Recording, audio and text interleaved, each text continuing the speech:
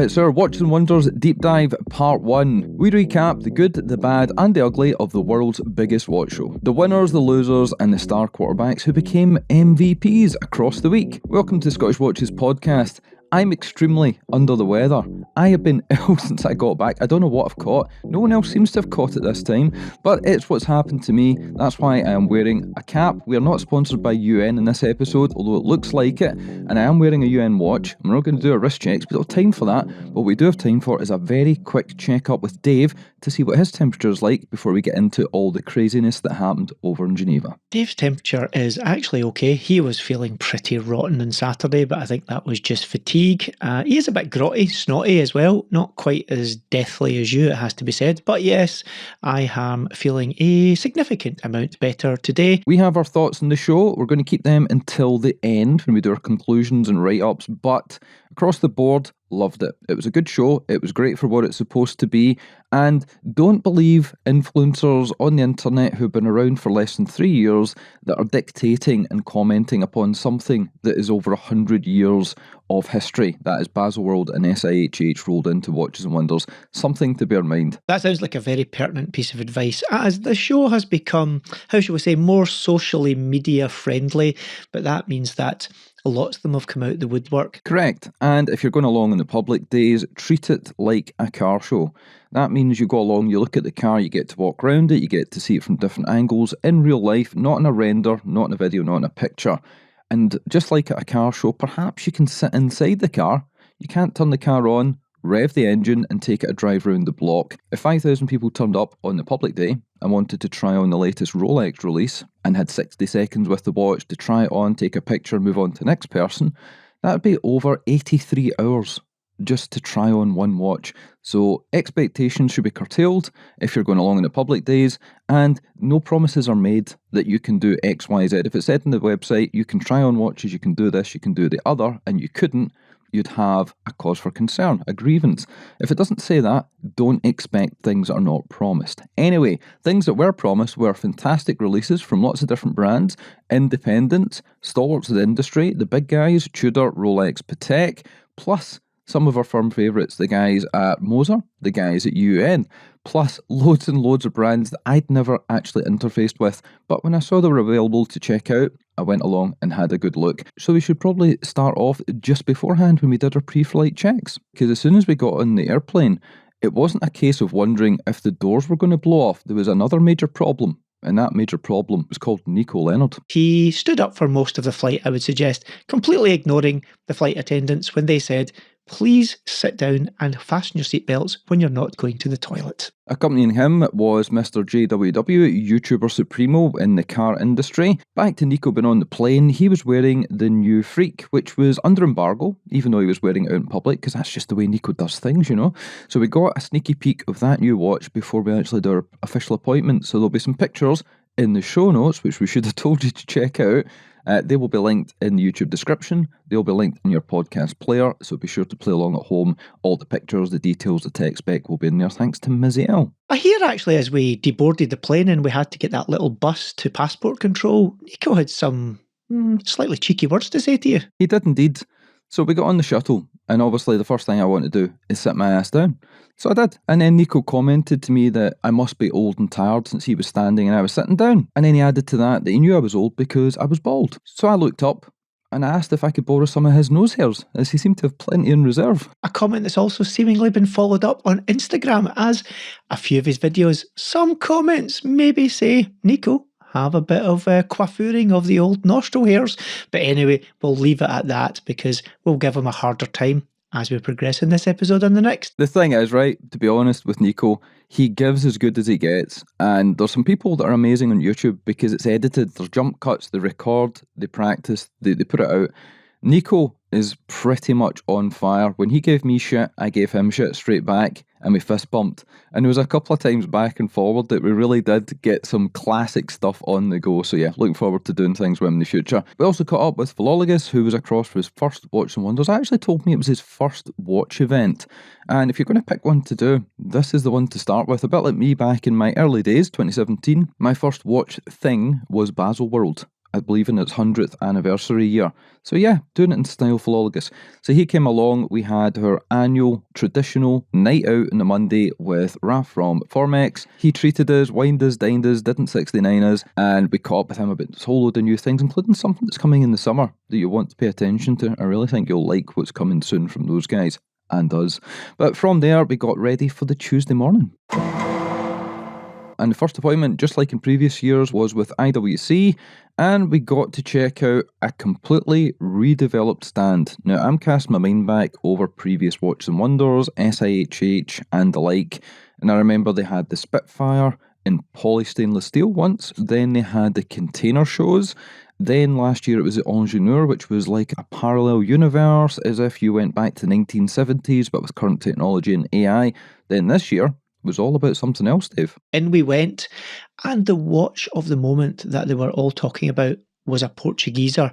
And this Portugieser that they were talking about was the new Portugieser Eternal Calendar. Now, this one, actually, I have to say, blew my socks away. Wasn't expecting it. We had signed NDAs. We knew there was going to be a Portugieser theme, but we didn't have the full details on what was coming. And this is their new rework interpretation of their perpetual calendar. Fixing a couple of the little challenges that perpetual calendars typically suffer from. That being, they don't deal well with the every 400 year leap year conundrum, and they appear to have resolved this. Not that we'll be alive when that happens, but nonetheless, you can be rest assured that this new Eternal Calendar will deal with it in its steps as it comes along. Also, pretty funky new dial technology they're using on there as well, and they have moved their moon phase accuracy up from the completely ridiculous to the so ridiculous it becomes sublime. That being, I think they had the current world record of something like correct to within 1 day every 1.2 million years, and they've moved it up to nearly, I believe, it's either 45 or 450 million years. Not that whatever it is makes any difference, because neither you, me, any humanity, possibly the planets may not exist when that needs to be sent back to Schaffhausen to be reworked. Fantastic watches, fantastic releases, and completely different from what IWC did last year, so it's not a case of changing the bezel colour or doing a dial swap. This was all new, this was fantastic, and the place looked amazing. They really do pull out all the stops, and that's why we always try and get in first. And I have just checked my notes, 45 million years, not 450. Not that 45 million isn't utterly ridiculous. Next up though, we went to the TAG Heuer keynote, where Julian Tonnerre, previously of Zenith, now the CEO of TAG, was commanding the stage talking about the new releases, including a rather funky monocle. We got a look at it. They're all new TAG with many incorporation of features that they've had coming out in their range over the last few years. But right towards the end of the show, we actually got onto the TAG booth, so we will cover that in episode 2. After we did visit our friends at Moser though, so we got on the stand to look at many of their new releases. Ricky, anything take your fancy? Well, this is the first chance we've had an opportunity to catch up with Ed in real life since we did our trip. That crazy day trip where we were in Schaffhausen, we went across, we hit their museum, we hit their manufacturer, then we caught up with Ed later on in the day and I picked up my new watch. That was a whirlwind because we'd just come off the back of doing the IWC tour the day before. So it was a bit rough and ready, but we got to chill, we got to see the new releases. Some of them were embargoed, and this was a good thing. They showed us the embargoed watches, but they had stickers on the top that said embargoed. So when you took your first photo, you knew which ones to talk about and which ones not to talk about. They had the crazy lime yellow citrus one with the ring of lume round it, which we got to play with. There was a skeletonized streamliner. There was all kinds of stuff, including a beautiful blue one that I can't remember if it's embargoed. So Dave's going to tell us if it is or it isn't. So the one you mentioned there, yes, is embargoed. I think we can get away with saying the blue one because all will become clear in the future. It's blue but not blue. But anyway, we'll leave that there. Also a few others that we definitely cannot talk about in some colours that are going to get exciting later in the year. We also managed to pick, or I managed to take the best picture of the show of Nicholas Hoffman looking a bit like Here's Johnny from a horror movie, and I've sent it to him and he's very pleased with it, so much so it's going to be his new profile picture, much to his daughter's upset. Do you think it's best or worse than the one I got of Lex from Fratello at the Nomos booth? I think it's up there with that in terms of it was just, for me, an actual in-focus, very good photograph. From there, we had our annual Tudor meetup. Thank you to the folks there. I think it was Catherine and Rima this year that were helping out behind the scenes with things. We got to see what was to be the winning team from the Rolex stable, from what we can gather.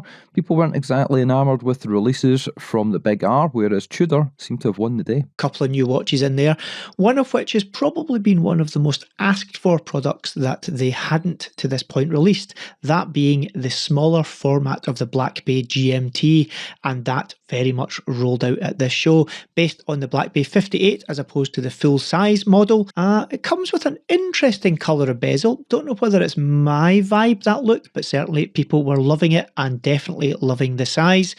Couple of other little additions into the range. The most unexpected of them being the full gold Black Bay with a full gold bracelet as well, at a rather un-Tudor-like 27,000 Swiss franc price point.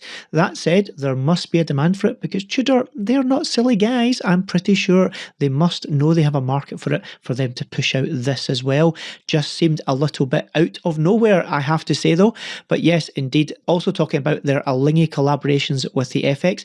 Funnily enough though, not a lot being said about the all-pink dialed chronograph that had launched just before the show, which surprised me a little, but plenty of people in and about the booth talking about whether they loved it or didn't love it so much, and I am in the love it camp. And ahead of our Montblanc live broadcast, we got to check out the new releases. We sat in one of their touch and feel events, we've talked about them before, and got a bit of history about where things have been, where things are going. And this was a big year, perhaps not in the watches front, but definitely with Montblanc when it comes to everything else. Not to say the watches disappointed, because they didn't, and they had some new materials to play with. So they had a few new releases, most of them based around models that are already known within the range, such as the Ice series in terms of the Diver, a watch from a few years ago that I fell in love with, so much so that I actually bought one. They have, as Ricky says, a few new materials. They have a carbon-like material that's going on in there with some loom inserts. Definitely check out the show notes for that one. They're also making a lot more of their oxygen-free or O2-free watches, where they are purging the inside with nitrogen in order to remove the oxygen, which helps with any issues that oxygen may play a part in terms of degrading oils or lubricants or any other parts of the watch, especially when being used at high altitudes or indeed low altitudes in some of their new divers. They also have a new deep diving watch in the range as well, very much fitting in with the likes of the releases from Omega and Rolex from the last few years. They've gone deep, as Ben Clymer might like to say. Then they also have some ceramic-like materials as well, maybe borrowing some of the technologies from some of their sibling brands within the Richemont stable as well for this, as we also saw with Panerai. But yes, some great releases from the guys at Montblanc. Very good looking watches. We got a good look at these because we hadn't actually had any preview of what they were doing, which was challenging when it came to knowing what we were going to be talking about, but it also made for a great live stream because we were on our toes and we had to be asking the questions, which was the whole idea of what we were going to be doing with them. There was a black number. It was geospheric, and it had loom on the case side. And adding all these little points together, with the slight blue hue to it, with the colorations here, there and everywhere, especially in the strap, that was a Montblanc that reminded me of my favourite first Montblanc, which was the Time Walker, because it had a lot of black, polished, glossy surfaces. So yeah, Montblanc definitely on my horizons, I reckon. And it was good to get a bit of experience with the team away from what we were about to do later on with the live broadcast. But yes, we did then go and get some food before we went on to the next place. Into the Hermes presentation, a presentation we always enjoy, and we were met by the lady presenting, who unfortunately I have forgotten her name at this very point in time, but she very kindly the previous year presented to us after we missed her appointment, and she gave us a private one-on-one. But she went through the range. There is a model, the Hermes Cut. It is absolutely right up my street, 36mm. They positioned it as a watch aimed more predominantly at the ladies' market, but with very much a universal design language. I tried it on. I love it. I really want one. Available in all stainless steel, starting from just over €5,000 and going up from there depending if you go into the bicolour metals as well. Various straps, all sorts of colours, bright colours, neutral colours, rubber straps, quick release, and a bracelet option in there as well. Check out the show notes for more on that one. Yes, I do remember last year that they organised a special one-to-one at the very end of the show because something had happened with our appointments. We're quite good at going to most of them, but this year we had 41 appointments over 3.5 days, so certain things did get a little bit fine. The guys and the girls at Hermes, amazing. The product, amazing. One of my favourite watches, I'm not going to say my favourite watch, but one of my favourite watches of the entire show was a model that they showcased. And I know they had ones with like minute repeaters and gongs and all the rest of it, which are fantastic. But one I loved was a skeletonized horse rider with a skeletonized horse that was an almost automaton, where you pressed a pusher at the side and it activated a mechanical animation in front of you. I thought this was incredible. I love stuff like that, mechanical minded and all the rest of it. Outside Grand Seiko, where we had an appointment to check out their new releases, and harken back to a couple of years ago where Watches and Wonders came out at the end of the pandemic, where people were allowed to travel, people were allowed to congregate and meet up. And there was a lot of heavy hitters because a lot of people had been stuck on the starting blocks for a number of years, and they released the Tudor, which was fantastic. Well, there was a new version of it, slight changes here, slight changes there, plus a whole range of other watches that Dave really liked, and one of them even commented could be the new Godzilla. So as you mentioned, the Kudo, a watch that was released a couple of years ago, a mere 20 pieces, possibly the highest end, highest caliber that we've seen in a Grand Seiko since the inception of Grand Seiko, that being this very special tourbillon. Check out the show notes for the link to the episode where we went back, and we even have a recording of what that sounded like, because when they first introduced it, it was all about listening to the noise it made. Very clever it was as well. But indeed, they've brought out one in a new colour palette, again, only 20 pieces. Couple of changes though, instead of using rubies, it now has blue sapphires for the jewels in this watch as well. Very nice looking, very expensive, very limited, probably never going to see one in your lifetime. What you might well see though is some of the other dials that they had. They had a new sports chronograph, very much like the Lion that's been out for a few years, but having a red, or what looks like red dial until you get to play with it. And it kind of colour flips from various orangey, fiery colours into deeper, darker burgundies and reds. A little bit initially like the Godzilla, as I believe I called it out to be, but the more you play with it, the more orangey it gets. Titanium case, bracelet, exactly the same case. Same movement, same bracelet as the Lion, but with this new dial on it. It looks absolutely amazing. Ricky tried to capture this on camera. Check out the show notes to see if you can tell the difference in the shades on there as well.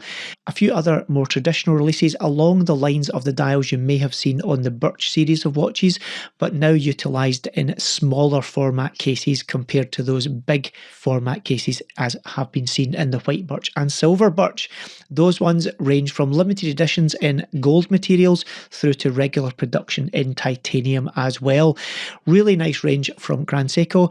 Everything you come to expect from them. Amazing dials and some really high-end polishing finishes from Zaratsu on there as well. Well, before we move on to where we went next, well, it kind of ties in a little bit because the next brand was Chopard, and over the last year, there have been a lot of watches coming out with flippy paint. And this is something I remember from 20 years ago in the car industry, when you had all the tuners and all those things coming out, where the cars might have one colour one way, you look at it another way, and it changes colour. That has come through on watch dials, and it is not stupid looking, it's not tacky. It looked great on the Chopard Eagle last year that we saw over in Dubai at the tail end, and we saw it with the Grand Seiko just now. Even Archer, which we'll talk about in the next episode, because we didn't have an appointment with them, although we should have, it was cases that changed colour, and we're not talking about in different ways when you look this way, you look that way. Depending on the type of light, the whole case would change colour. So we've got video clips of all this stuff. It was the chameleon edition of Watches and Wonders. But yes, we moved on to Chopard, and they had fantastic releases along similar lines to things we've seen in the past, but they had a chunky little number that I had on the wrist that I really liked. They had a black rubber strap and a blue dial, but we'll get to that shortly. Dave can tell us about the other stuff that they had. On Chopard, quite a few new releases, some around their sportier numbers, some around their dressier numbers. Alpine Eagle, the sportier end of the range, they introduced a new 41 XP Tech Titanium, this one with a skeletonized movement in it. I love the Alpine Eagle. Some of them less so, but definitely this one fell into my wheelhouse, using that micro rotor movement, full titanium construction, with that bracelet on there as well, and this skeletonized movement. The caliber, or the new movement, only 3.3 millimeters thick. You've got all those open work components in there as well, in a 41 millimeter case. You also had something a bit blingier, the Alpine Eagle 41 XP Frozen Summit. If you like your watches iced out, this is probably for you, not for David. But if you like that kind of thing, you're going to love that watch. Literally covered in diamonds. Outside of that, you also had the Mille Miglia range. You had a beautiful blue-dialed tri-compax chronograph with a blue rubber strap with that tire tread that you would expect to see from most of the Mille Miglia range as well. A chronograph that I quite like, but might prefer other chronographs. What I did like, though, was one of their LUC releases, this being the XPS Forest Green, a very classic sub-second dial, that sub-second dial for the seconds being at 6 o'clock, in a beautiful forest green.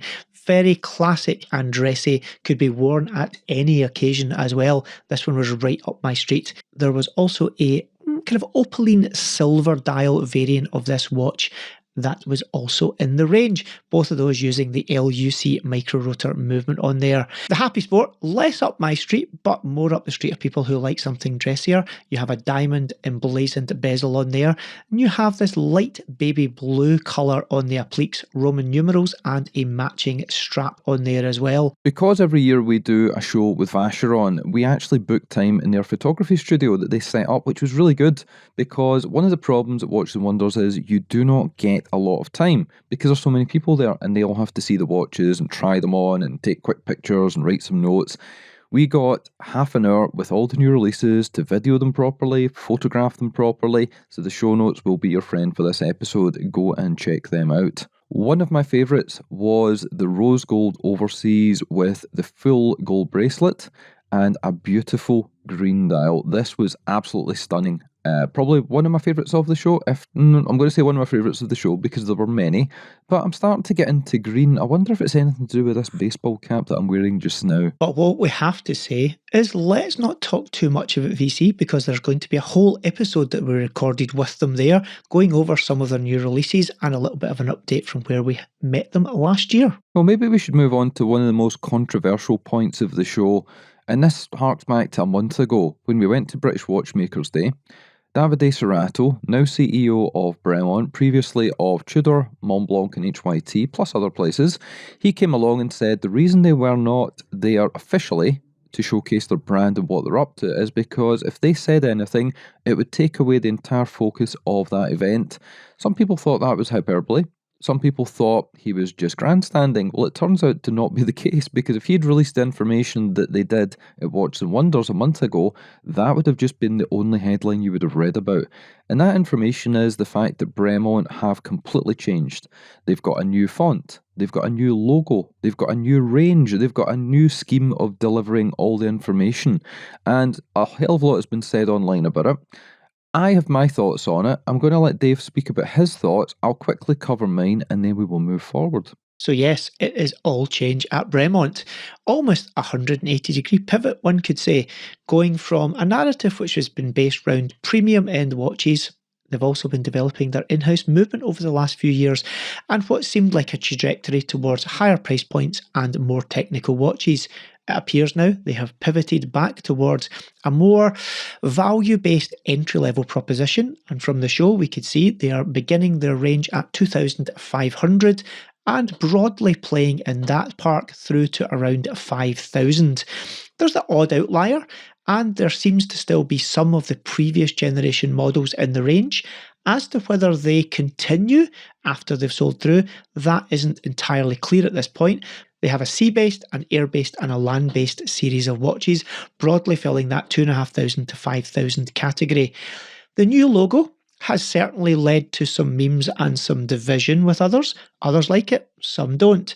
The new font is more bold and more in your face maybe than it was previously as well.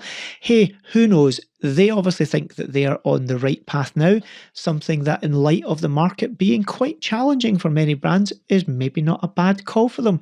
They had a lovely new stand there, and you can definitely see more of the influence of the design style of Davide Serrato coming through as well. So I like some of what I saw. A couple of the models weren't really up my street, but I can see what they're doing, and I can see where maybe possibly they're going to aim for a more mainstream market. I thought that their stand was good, but it was a little bit sparse. It was well executed as in space-wise. Everything was laid out properly. There just seemed to be a lot of dead space, and it was probably just to push the fact that they've got this new logo, and that was front and centre. The watch I didn't like was their tourbillon. I wasn't a fan of it. I didn't like the execution of it, but the other ones I did. Now, what I did when I saw what Bremont had been up to, and I apologise that I'm under the weather and I'm kind of falling over my words a little bit more than usual, but we'll try and get there. We're almost at the end of this episode. What I tried to do was think of Bremont as a new beginning, a watch brand I'd never heard of before. So there was a new logo and there was a new font. Initially when I saw it, it reminded me of OCP or something like that from RoboCop. That was the styling it had. And funnily enough, Horological Dictionary came out of their tomb to cover all the stuff at Watches and Wonders, and they also agreed, and that's not me. I am not Horological Dictionary, neither is Dave, although we constantly get accused of being so. That's what it reminded me of, but on its own, it was fine. Yeah, okay, it was a little bit Stone Island, it was a little bit NATO, it was a little bit such and such, National Treasure, a compass or whatever, but on its own, it was absolutely fine. The watches on their own were absolutely fine. The price point was absolutely fine. But if you are a fan of the brand and liked what they did previously, you might not be happy. If you're somebody who paid attention to the logo, the typography, the fontage and everything else of the brand over the past X amount of years, 15 plus years, you might be annoyed. But as a complete changeover with new people at the helm, the brothers are still behind the scenes, of course, but Davide is at the helm. The new investment and everything that goes along with it, they had to make a decision. Do they change things and try and sell watches to make a profit, or do they close the business? And when you've got that choice in front of you, you do what you can. You try and redevelop, reinvest, change things. If things aren't working, change them.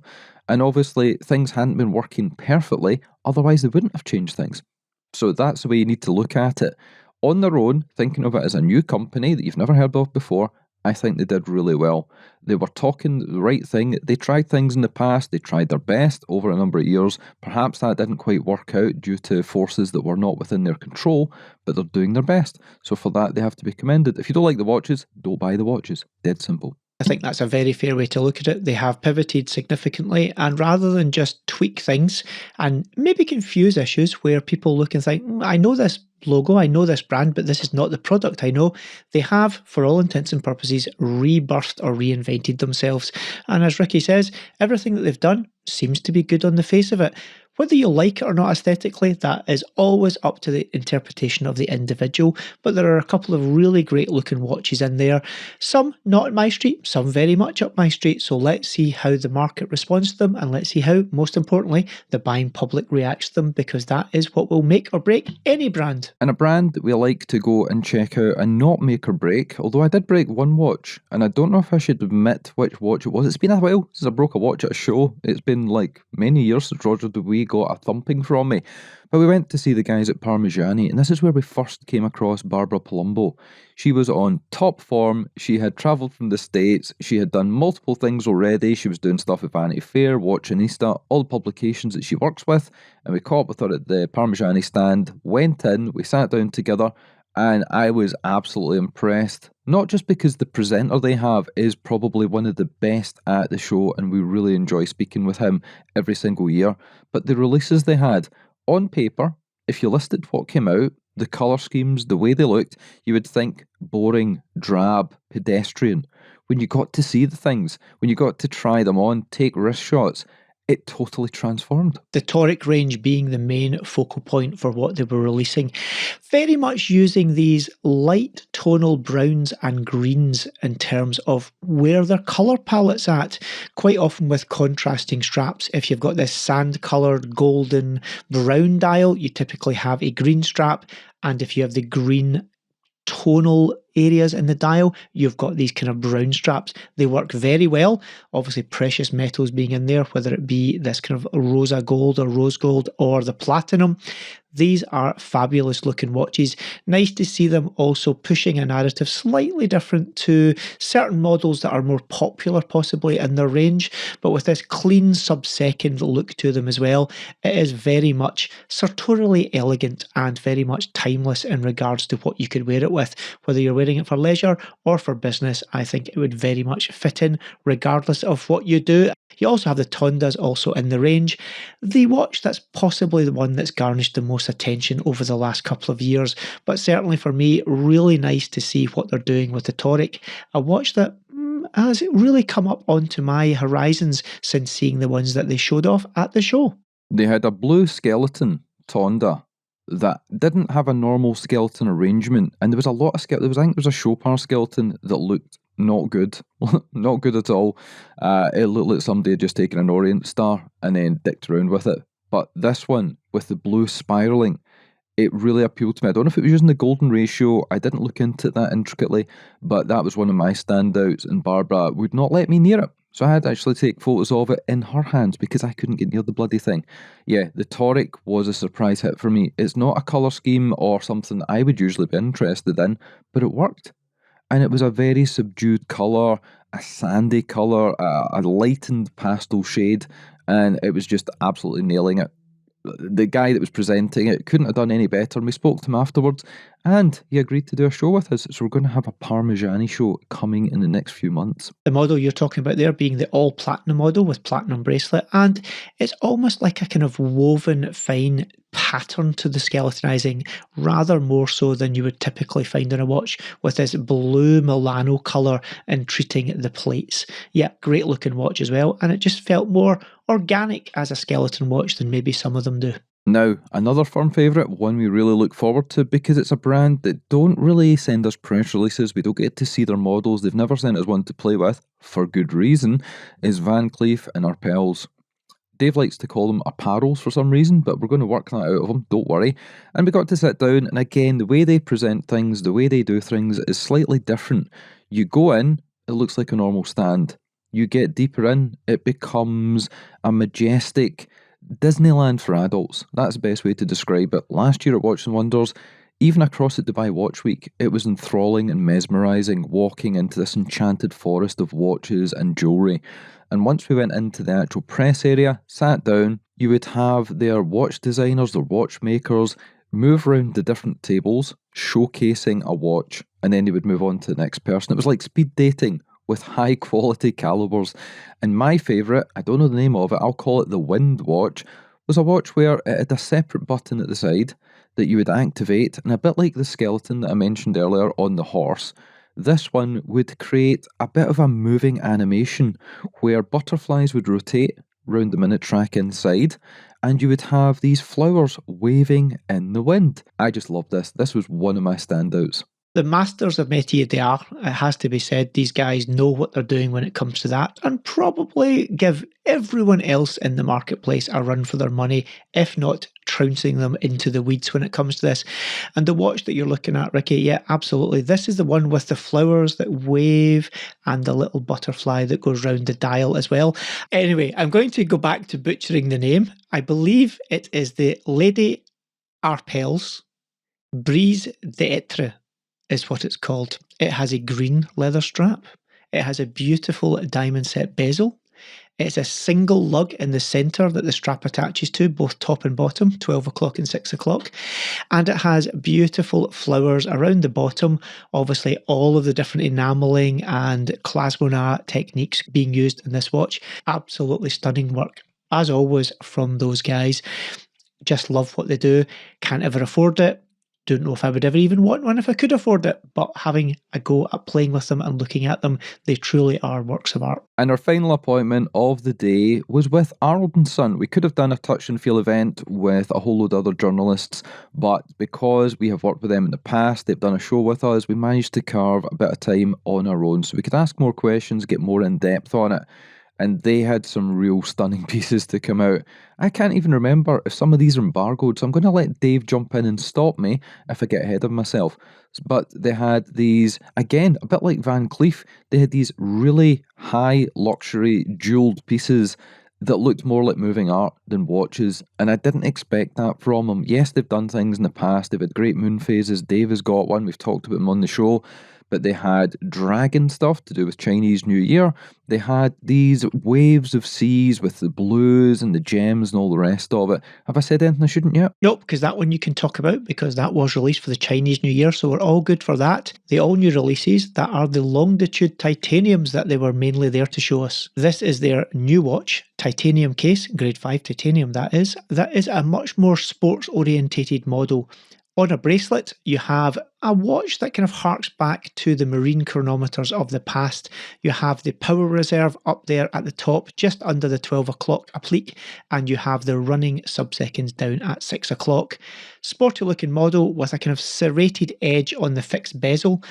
Great looking watches, various different dial colours. You had a kind of salmon-esque colour or a sand colour based on a beach in the UK, which was tied to a story that I remember has something to do with the original Arnold Son, which is probably in the book that they have just released as well. They published their own book with more of the history of the brand.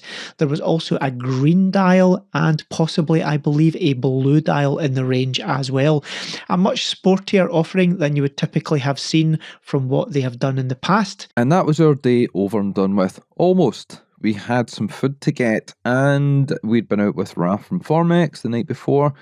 On Tuesday night, we ended up with the team from Moser. We went out for a dinner with them, so we quickly headed back to the hotel. We finished our appointments at like 7:30, I think it was. Go back to the hotel, walked across the bridge to Beau Rivage, met up with Edward, Bertrand, Nicholas, and the whole team. Nils was there, plus a whole load of people from the brand that we never got to meet when we were across at the factory day. So then, early to bed, no leopard room for us. We were being good boys. We got ourselves tucked up in bed by around 10:30 in the evening, ready for Wednesday, Thursday and Friday. So thank you for coming along with us on this virtual journey. It was a great year, some really good releases. Thank you for watching, and we'll catch you guys again soon.